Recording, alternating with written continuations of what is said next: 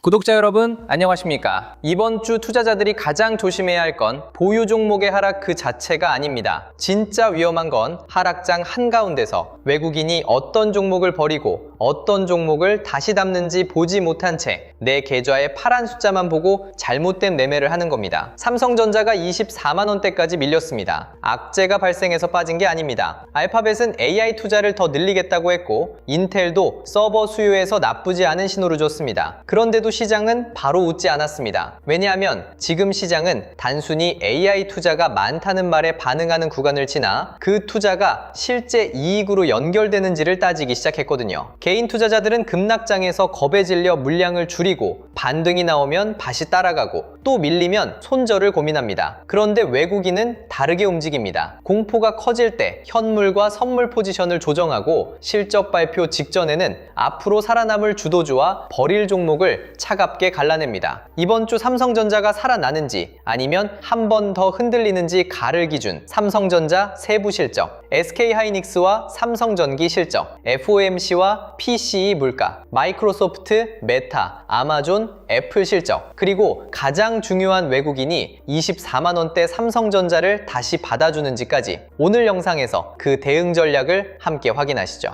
먼저 시장의 해석이 어떻게 바뀌었는지부터 봐야 합니다. 예전에는 빅테크가 CAPEX, 즉 AI 설비 투자를 더 늘린다고 하면 시장은 거의 자동으로 호재로 받아들였습니다. 데이터 센터 투자가 늘어난다. 그러면 서버가 더 필요하다. 반도체와 AI 인프라 수요가 살아난다. 이런 식으로 연결됐죠. 그런데 지난주부터 시장의 질문이 바뀌기 시작했습니다. 돈을 더 쓰는 건 알겠다. 그런데 그 돈으로 언제 이익을 내느냐? 클라우드 매출이 늘어도 현금 흐름이 망가지면 주주에게 좋은 게 맞느냐? AI 투자가 강한 건 맞는데 그 강한 투자가 수익성까지 같이 끌고 가느냐? 이 질문이 나오면서 분위기가 달라졌습니다. 알파벳과 인텔이 좋은 숫자를 냈는데도 반도체가 바로 힘을 받지 못한 이유가 여기에 있습니다. 시장은 이제 기대감만 사지 않습니다. 증거를 삽니다. 이번 주 삼성전자는 그 증거를 보여줘야 하는 겁니다. 지난 금요일 미국 증시도 이 흐름을 그대로 보여줬습니다. 다우는 올랐고 S&P 500도 소폭 상승했습니다. 하지만 나스닥은 밀렸고 필라델피아 반도체 지수는 4% 넘게 하락했습니다. 마이크론은 7% 빠졌고 인텔도 7% 넘게 밀렸습니다. 표면적으로 보면 반도체 업황이 끝난 것처럼 보일 수 있습니다. 하지만 그렇게 단순하게 보면 안 됩니다. 마이크론과 인텔이 빠진 건 단순히 수요가 사라졌기 때문만은 아닙니다. 시장이 AI 투자 확대를 수요 호재로만 보지 않고 수익성 부담으로도 보기 시작했기 때문입니다. 여기서 구분해야 합니다. 메모리 수요 자체가 무너지는 것과 시장이 투자 비용을 걱정해서 밸류에이션을 낮추는 건 다릅니다. 전자는 업황 훼손입니다. 후자는 검증입니다. 지금은 반도체 업황의 사망 선고가 아닙니다. AI 투자 사이클의 건강 검진입니다. 삼성전자도 그 검진표를 이번 주에 받아드는 셈이죠. 그렇다면 삼성전자는 왜 더 민감하게 흔들릴까요? 삼성전자는 AI 투자 확대에 수혜를 받을 수 있는 기업입니다. D램이 있고, 낸드가 있고, 기업용 SSD가 있고, 서버용 메모리가 있고, HBM과 파운드리 제도전도 있습니다. AI 데이터 센터가 계속 지어지면 삼성전자에 필요한 수요는 분명 생깁니다. 하지만 지금 시장은 데이터 센터를 더 짓는다는 말만으로 삼성전자를 사주지 않습니다. 그 데이터 센터 투자가 실제 메모리 주문으로 이어지는지, 그 주문이 삼성전자 실적에 얼마나 반영되는지, HBM에서 고객 신뢰를 회복할 수 있는지, 파운드리 적자가 줄어드는지, 기업용 SSD와 서버용 D램이 실제 숫자로 찍히는지 이걸 보려고 합니다. 삼성전자가 싸다는 말은 이미 너무 많이 나왔습니다. 하지만 싸다는 말만으로 주가가 올라가지는 않습니다. 싸면서도 좋아지고 있다는 증거가 필요합니다. 이번 주 세부 실적이 중요한 이유입니다. 국내 증시도 지금은 정상적인 장세가 아닙니다. 지난주 코스피는 5거래일 중 4번이나 사이드카가 발동됐습니다. 매수 사이드카 2번, 매도 사이드카 2번. 이 정도면 시장이 정상적인 호흡으로 움직였다고 보기는 어렵습니다. 하루는 끝장난 것처럼 빠지고 다음날은 모든 악재가 사라진 것처럼 튀어오릅니다. 개인 투자자는 이런 장에서 계좌보다 감정이 먼저 망가집니다. 하지만 중요한 건 이 변동성 자체가 아닙니다. 어디까지 빠졌고 누가 그 가격을 받아주느냐입니다. 코스피 선행 PER은 5 5.7배까지 내려왔습니다. 여전히 6배를 밑도는 역사적 저평가 구간입니다. 차트상으로도 121선 부근에서 하방 지지력이 확인됐습니다. 물론 더 밀릴 수 있다는 공포는 남아 있습니다. 하지만 가격과 밸류에이션만 놓고 보면 이미 상당한 압제를 반영한 구간이라는 점을 놓쳐선 안 됩니다. 이제 시장은 빠질 만큼 빠졌느냐가 아니라 반등 에너지를 어디서 확보하느냐를 보는 단계로 넘어가고 있습니다. 이때 가장 중요한 주체가 외국인입니다. 최근 신영증권 보고서에서도 의미 있는 지적이 나왔습니다. 코스피 전체 외국인 지분율은 40%대 초반에 머물고 있고 시장을 대표하는 삼성전자와 SK하이닉스의 외국인 지분율도 이미 10년 평균을 밑도는 수준이라는 분석입니다. 삼성전자는 외국인 지분율이 46%대까지 낮아졌고 SK하이닉스도 52%대 수준까지 내려왔습니다. 과거 두 종목의 외국인 비중이 55에서 57%까지 높았던 국면과 비교하면 지금은 되돌림 매수의 공간이 남아있는 셈입니다. 물론 외국인이 정확히 언제 다시 들어오는지는 누구도 맞힐 수 없습니다. 하지만 반복되는 패턴은 있습니다. 지수가 과도하게 빠지고 밸류에이션이 낮아지고 반도체 업황에 대한 확신이 다시 생기면 외국인은 돌아옵니다. 이번 주 삼성전자에서 가장 먼저 확인해야 할 것도 이것입니다. 외국인이 24만원대 삼성전자를 받아주는가, 반등 때마다 팔고 나가는가, 현물과 선물 양쪽에서 다시 방향을 바꾸는가. 이 차이가 이번 주 삼성전자의 첫 번째 분기점입니다. 이번 주는 미국 빅테크 실적도 중요합니다. 마이크로소프트, 아마존, 메타 실적이 예정되어 있습니다. 여기서 봐야 할 건 단순 매출이 아닙니다. 클라우드 성장률이 계속 강한지, 캐펙스 가이던스가 유지되거나 상향되는지, 그리고 현금 흐름과 영업이익률이 함께 버티는지입니다. 클라우드 성장도 좋고 AI 투자도 유지되며 수익성까지 훼손되지 않는다면 시장은 다시 해석을 바꿀 수 있습니다. AI 투자는 비용 부담이 아니라 미래 매출을 잡기 위한 공격적 투자다, 이렇게 보는 겁니다. 반대로 투자만 늘고 수익성 부담이 커진다면 반도체와 AI 인프라 주가는 또 한 번 출렁일 수 있습니다. 삼성전자는 미국 빅테크 캐펙스와 직접 연결됩니다. 데이터 센터 투자가 이어지면 서버용 D램, 기업용 SSD, HBM, 파운드리, 패키징, 기판까지 흐름이 살아날 수 있습니다. 하지만 빅테크가 투자 부담을 줄이려는 신호를 보이면 반도체 주도주는 다시 압박을 받을 수 있습니다. 이번 주는 단순 실적 시즌이 아닙니다. AI 투자 사이클이 건강한지 확인하는 슈퍼위크입니다. FOMC와 PCE도 같은 주에 들어와 있습니다. 이번 FOMC에서는 기준금리 동결 전망이 우세합니다. 그러니 금리 자체보다 중요한 건 기자회견입니다. 케빈 워시 의장이 인플레이션을 어떻게 평가하는지, 9월 금리 인상 가능성을 얼마나 열어두는지, 유가 상승을 어느 정도로 우려하는지가 핵심입니다. 시장은 이미 연내 1에서 2회 금리 인상 가능성을 어느 정도 반영하고 있습니다. 그래서 FOMC 이후 추가 매파 베팅이 줄어든다면 증시 회복에는 긍정적으로 작용할 수 있습니다. 반대로 유가와 관세를 이유로 인플레이션 경계가 더 강해지면 시장은 다시 부담을 느낄 겁니다. PCE도 중요합니다. PCE는 연준이 가장 중요하게 보는 물가지표입니다. PCE가 안정적으로 나오면 물가가 다시 튀는 것 아니냐는 걱정이 줄어들고 금리 부담도 완화될 수 있습니다. 삼성전자 같은 대형주는 금리와 환율, 외국인 선물 흐름에 민감합니다. 이번 주 삼성전자는 실적만으로 움직이지 않습니다. 금리와 물가도 같이 봐야 합니다. 유가와 관세도 계속 변수입니다. 미국과 이란의 긴장은 소강 상태로 들어갔지만 완전히 끝난 것은 아닙니다. 미국은 공격을 멈춘 상태지만 모든 선택지를 열어두고 있다고 했고 이란과 오만 당국자들이 호르무즈 해협 관련 논의를 이어가는 상황입니다. 기본 시나리오는 긴장 완화와 협상 복귀 쪽이 합리적입니다. 하지만 유가가 다시 오르면 시장은 바로 물가와 금리를 걱정합니다. 최근 WTI가 90달러 안팎까지 올라온 만큼 유가가 추가 상승하면 인플레이션 리스크, 연준 긴축 리스크, 금리 상승, 증시 할인율 부담이라는 악순환이 다시 부각될 수 있습니다. 여기에 관세 이슈도 붙어 있습니다. 트럼프 대통령은 유럽연합의 알파벳 과징금 부과에 대응해 새로운 관세를 경고했습니다. 관세는 물가를 자극할 수 있습니다. 유가와 관세가 동시에 움직이면 물가 불안은 더 커집니다. 그래서 이번 주 삼성전자는 기업 실적만 보시면 안 됩니다. 글로벌 금리와 물가, 유가와 관세까지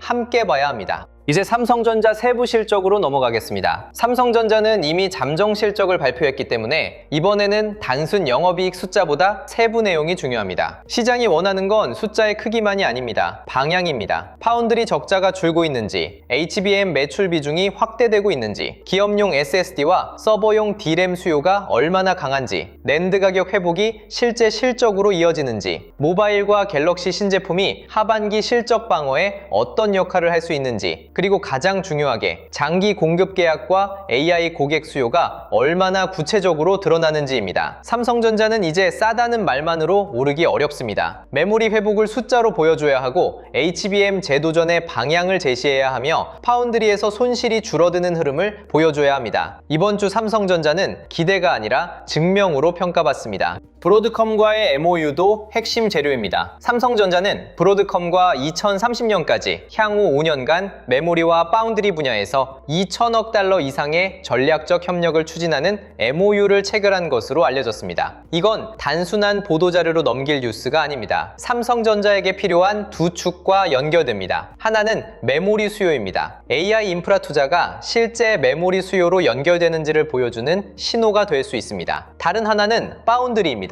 삼성전자가 TSMC와의 격차를 줄이려면 글로벌 대형 고객과의 장기 협력 신뢰가 필요합니다. 브로드컴과의 협력이 구체화된다면 시장은 삼성전자를 단순 메모리 반등주가 아니라 AI 인프라 핵심 공급망으로 다시 볼 수 있습니다. 물론 MOU만으로 끝난 건 아닙니다. 실제 매출 반영 시점, 제품 구성, 수익성, 파운드리 생산 안정성, 고객사 확대 가능성을 봐야 합니다. 그래도 중요한 건 방향입니다. 삼성전자가 AI 인프라 시장에서 다시 고객과 장기 협력 구조를 만들고 있다는 신호라는 점입니다. SK하이닉스 실적도 삼성전자 주주가 반드시 봐야 합니다. 왜냐하면 시장은 두 회사를 따로 평가하면서도 메모리 업황은 함께 보기 때문입니다. SK하이닉스는 HBM 대장주입니다. 이번 실적에서 HBM 수요, D램과 낸드 수급 전망, LTA를 포함한 가이던스 변화가 어떻게 나오는지가 매우 중요합니다. 단순히 영업이익 숫자가 잘 나오는 것만으로는 부족합니다. 이미 시장에는 어느 정도 서프라이즈 기대가 반영되어 있거든요. 진짜 관건은 앞으로도 좋을 수 있느냐입니다. SK하이닉스가 강한 수요와 장기 공급 계약 흐름을 확인해 준다면 메모리 전체 투자 심리에는 도움이 됩니다. 반대로 기대에 못 미치거나 가이던스가 조심스럽다면 삼성전자도 같이 흔들릴 수 있습니다. 삼성전자가 HBM에서 아직 따라가야 하는 상황이기 때문에 SK하이닉스 실적은 메모리 업황의 체온계 역할을 합니다. 이번 주 삼성전자 주주에게 SK하이닉스 실적은 남의 일이 아닙니다. 같은 업황의 기준점입니다. 삼성전기도 봐야 합니다. 삼성전기는 삼성전자 후방 밸류체인의 온도를 보여주는 종목입니다. MLCC, 패키지 기판, AI 하드웨어 수요가 회복되는지 확인할 수 있습니다. 삼성전자가 진짜 반등하려면 본주만 움직여서는 부족합니다. 삼성전기와 반도체 소부장, 기판, 패키징, 전력 인프라까지 돈이 퍼져야 반등의 질이 좋아집니다. AI 서버가 늘어나면 메모리만 필요한 것이 아닙니다. MLCC가 필요합니다. 기판이 필요합니다. 패키징이 필요합니다. 전력기기와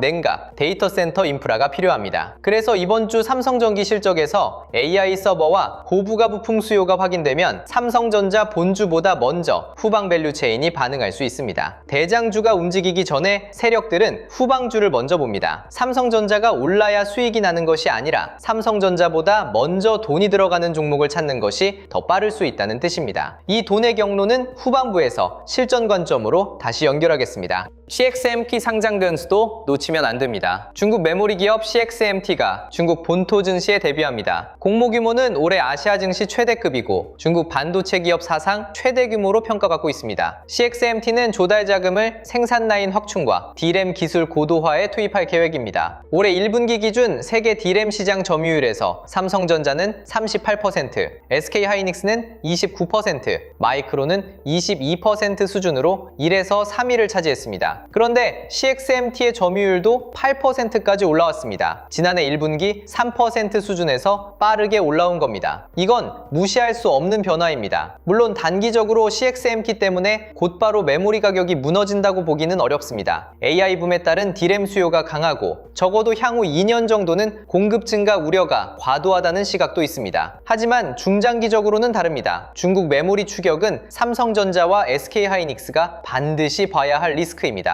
저가 범용 D램에서 소액에서 시작해 점유율을 늘리고 정부 지원을 등에 업고 생산 능력을 키운다면 메모리 시장 경쟁 구도는 달라질 수 있습니다. 삼성전자는 그래서 더 빠르게 고부가 서버용 D램, HBM, 기업용 SSD, 파운드리, AI 인프라 고객으로 올라가야 합니다. 범용 메모리 경쟁만으로는 부족합니다. 이번 주 시나리오는 짧고 단호하게 보겠습니다. 첫 번째, 반등 시나리오입니다. 삼성전자가 25만 원을 회복합니다. 그리고 종가로 버팁니다. 외국인 전기전자 매수가 이어집니다. SK하이닉스 실적에서 메모리 수요가 강하게 확인됩니다. 삼성전자 세부 실적에서 파운드리 적자 축소, HBM 매출 비중 확대, 기업용 SSD 회복이 보입니다. 미국 빅테크 실적에서 클라우드 성장과 캐펙스 유지, 수익성 방어가 같이 나옵니다. FOMC와 PCE가 금리 부담을 더 키우지 않습니다. 이 흐름이면 삼성전자는 바닥권에서 다시 힘을 받을 수 있습니다. 핵심은 25만원 터치가 아닙니다. 안착입니다. 장중 반등이 아니라 종가의 힘입니다.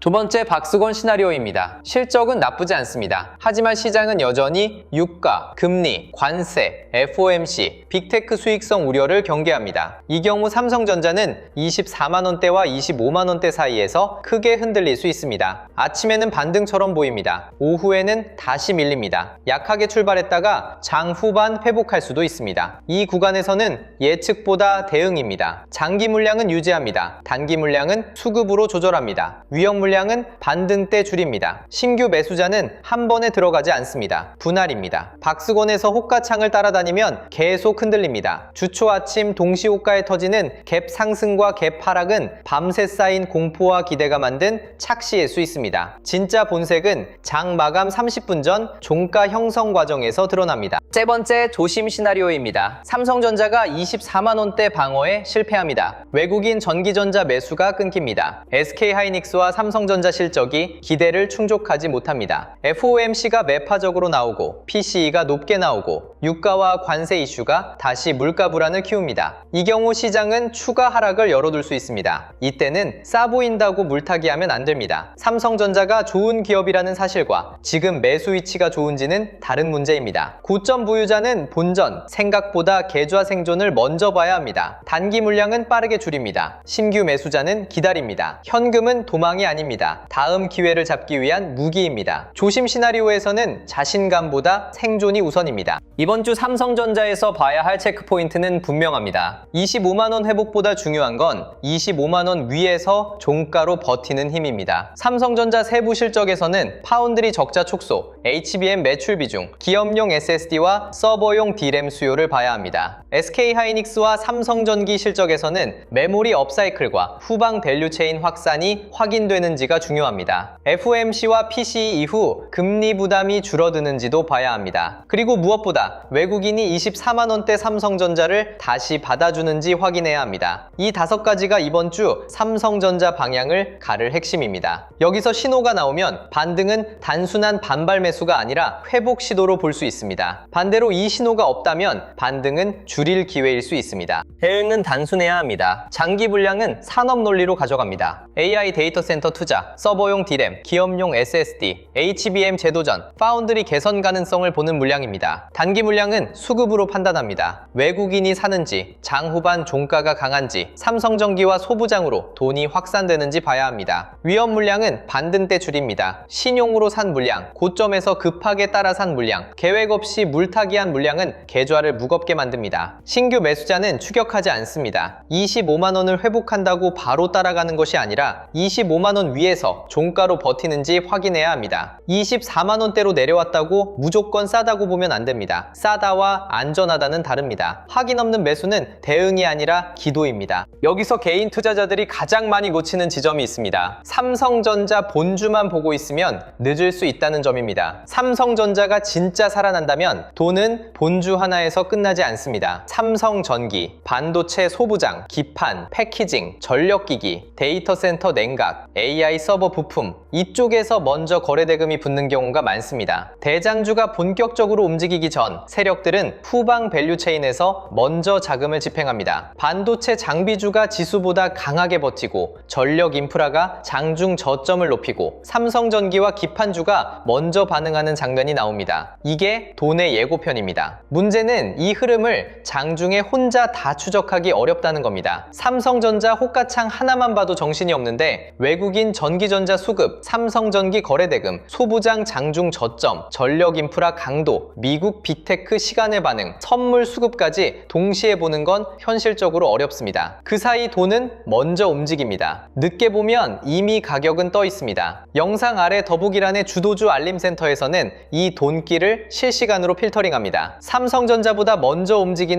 반도체 장비주, 삼성전기, 소부장, 기판, 전력인프라, 데이터센터 냉각 쪽에서 거래대금이 터지는 종목을 추적하고 무리한 추격이 아니라 수급이 확인되는 눌림을 잡는 데 초점을 맞춥니다. 뉴스를 많이 아는 것보다 중요한 건 돈이 어디로 먼저 가는지 보는 겁니다. 사칭 채널과 가짜 링크가 많으니 반드시 영상 아래 더보기란의 신청 페이지를 통해서만 확인하시길 바랍니다. 결론은 하나입니다. 이번 주 삼성전자는 감으로 버티는 구간이 아닙니다. 기준으로 대응해야 하는 구간입니다. 알파벳과 인텔이 좋은 신호를 줬는데도 시장은 바로 웃지 않았습니다. 그만큼 이번 주 실적과 금리, 외국인 수급이 중요합니다. 삼성전자는 아직 끝난 종목이 아닙니다. 하지만 이번 주에는 증명해야 하는 종목입니다. 그 증거는 실적과 수급에서 나옵니다. 그리고 돈은 그보다 조금 먼저 움직입니다. 그 흔적은 거래대금에 남습니다. 장기 물량은 논리로 가져가고 단기 물량은 수급으로 판단하며 위험 물량은 반등 때 줄여야 합니다. 신규 매수자는 추격보다 확인입니다. 동시호가보다 장마감 30분, 뉴스보다 수급, 삼성전자 본주보다 후방 밸류체인, 바닥 맞추기보다 먼저 살아나는 주도주. 이 기준으로 이번 주를 준비하셔야 합니다. 그 방향을 늦게 보면 좋은 종목을 알고도 늦습니다. 여러분의 현명한 판단과 성공적인 투자를 진심으로 응원합니다. 오늘도 함께 해주셔서 감사합니다. 성공 투자하십시오.